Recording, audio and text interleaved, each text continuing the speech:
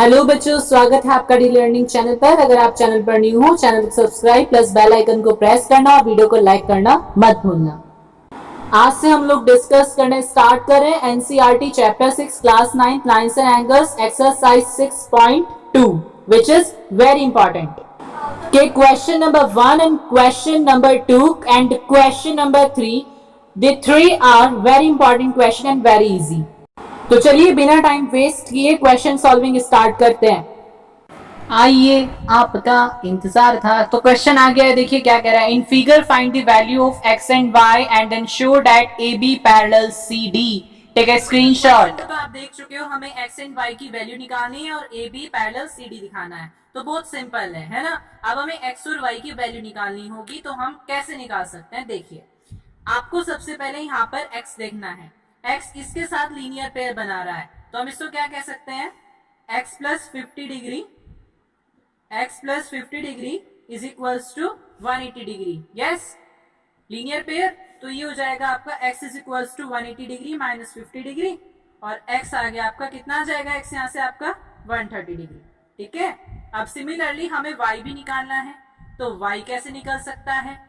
अब y को एक निकालने का सिंपल और सबसे सोवर तरीका, आप इसको या तो कह सकते हो they are vertically opposite angles. कौन से एंगल्स, सी ओ, इसको लोकेट कर लो आप। जैसे सी ओ ई हो गया, तो हम इसे कह सकते हैं कि एंगल सी ओ ई आपका क्या हो गया, एंगल y के इक्वल हो गया। वर्टिकली अपोजिट एंगल्स भी बोल सकते हैं इसको हम। ठीक है। अगर ये वर्टिकली अपोजिट एंगल है तो आपका y भी कितना हो जाएगा, 130 डिग्री। तो आप देख रहे हो कि हमारा x भी 130 डिग्री और y भी 130 डिग्री। अब दोनों एंगल क्या आ गए, इक्वल। अल्टरनेट इंटीरियर एंगल्स क्या हो गए, equal. And if the alternate interior angles are equal then the two lines are parallel. तो हम क्या कहेंगे, हम कहेंगे कि A B parallel C D है, बिकॉज क्या हो गया, two alternate interior angles are equal. Two alternate interior angles are equal. ठीक है। तो ये हो गया हमारा आंसर, प्रूफ भी हो गया, एक्स की वैल्यू भी आ गई, वाई की वैल्यू भी आ गई। क्वेश्चन नंबर 2 पर चलिए फटाफट। हमने पुकारा और तुम चले आए। क्वेश्चन नंबर 2 आ गया। In figure if A B parallel C D parallel E F and Y ratio Z is equals to 3:7, find X. Take a screenshot. So बच्चों, क्वेश्चन तो हम देख चुके हैं, हमें यहाँ पर सिर्फ x निकालना है। क्वेश्चन में गिवन है कि AB जो है वो पैरेलल है CD के और CD जो है वो पैरेलल है EF के, और y रेशियो z जो हमें दिया हुआ है वो दिया हुआ है 3:7। हमें निकालनी है इस वाले एंगल की वैल्यू। तो हम कैसे निकाल सकते हैं। अब हमें सबसे पहले क्या करना है, हमें सबसे पहले इन दोनों एंगल्स की वैल्यू को निकालना होगा। कैसे निकाल सकते हैं, देखो। अब हम कह रहे हैं कि हमारे पास गिवन है कि जो CD है वो पैरेलल है EF के। अगर CD पैरेलल है EF के तो आप इसे लोकेट कर लो। आप इसे मान सकते हो, आपने इसे O मान लिया यहाँ पर, इसे P मान लिया और इसे R मान लिया। मान लो, मर्जी आपकी, POR करके हमने इसे लेट कर लिया। ठीक है।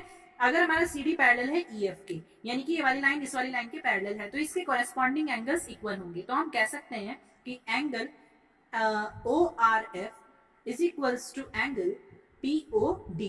ठीक है। तो यानी कि Z जो है वो एंगल POD के इक्वल है। ठीक है। अब यहाँ पर ऊपर देखो, अगर ये हमारा POD है, ये वाला y के साथ मिलकर एक लीनियर पेयर फॉर्म कर रहा है, तो हम इसे लिख सकते हैं y plus angle POD is equals to 180 degree. ठीक है। y plus angle POD is equals to 180 degree, और ये हो जाएगा y plus z is equals to 180 degree, क्योंकि POD किसके बराबर है, z के बराबर है।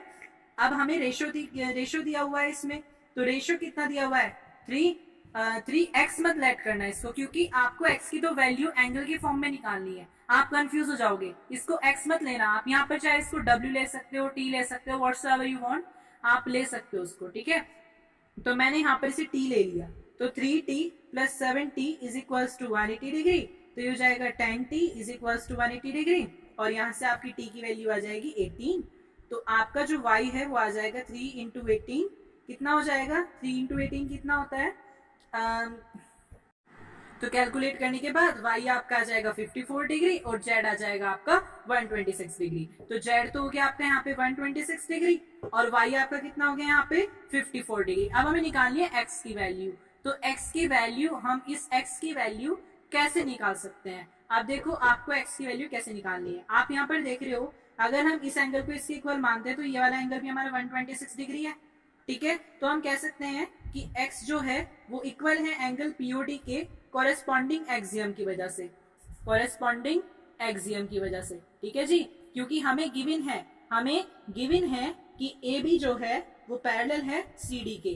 देखो ऊपर फिगर में AB पैरेलल है CD के, तो ये अल्टरनेट इंटीरियर एंगल्स इक्वल हो जाएंगे। तो x की वैल्यू आ जाएगी आपकी 126 degree. Question has been done, question आपका हो गया है। होप सो आपको क्लियर है। चलिए अब क्वेश्चन नंबर 3 पर चलते हैं फटाफट। चलो बेटा इसको कर दे रहे। Question number 3, if AB parallel CD, EF perpendicular to CD and angle GED is equal to 126 degree, find angle GEF and angle FGE। Take a screenshot. हाँ तो बच्चे पार्टी क्वेश्चन आप तो देख के ही आ चुके हो। क्वेश्चन में गिवन है कि AB जो है वो पैरेलल है CD के, EF जो है वो परपेंडिकुलर है CD के, और एंगल GED दिया हुआ है हमको 126। तो GED जो है वो पूरा एंगल यानी कि यहाँ से लेकर यहाँ तक का पूरा एंगल 126 डिग्री का इन्होंने हमें दिया हुआ है। और हमें कैलकुलेट करना है, फाइंड करना है एंगल एज को, यानी कि एंगल EGE को, एंगल AGE को, सॉरी एंगल AGE को, यानी कि इस वाले एंगल को निकालना है, ठीक है। एंड GEF वेयर GEF, और इस वाले एंगल को, ओनली इस वाले एंगल को निकालना है, इस वाले को। और एंगल FGE और इस वाले एंगल को निकालना है, ठीक है बेटा। तो सिंपल हमें दिखाई दे रहा है अभी यहाँ पर कि हमारा जो एंगल GEF है, निकाल लो इसको आंसर। देखो तो angle GEF plus angle FED हमारा 126 डिग्री के बराबर है, और FED जो है वो 90 डिग्री एंगल है। यस, तो ये हो जाएगा angle GEF plus 90 degree 126 degree, angle GEF हो जाएगा आपका 126 degree minus 90 degree, angle GEF is equals to yours 36 degree. Alright, तो ये तो आ गया आपका एंगल GEF 36 डिग्री, ठीक है। यानी कि ये ही ओनली ये वाला एंगल हमारा 36 डिग्री का आ गया, ठीक है ना। अब हमें निकालना है एज एंगल, यानी कि ये वाला एंगल निकालना है।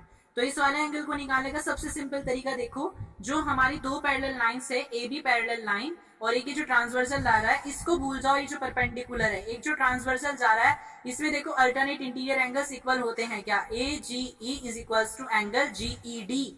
यस, तो हम इसे लिख सकते हैं angle AGE is equals to angle GED because alternate interior angles, alternate interior angles.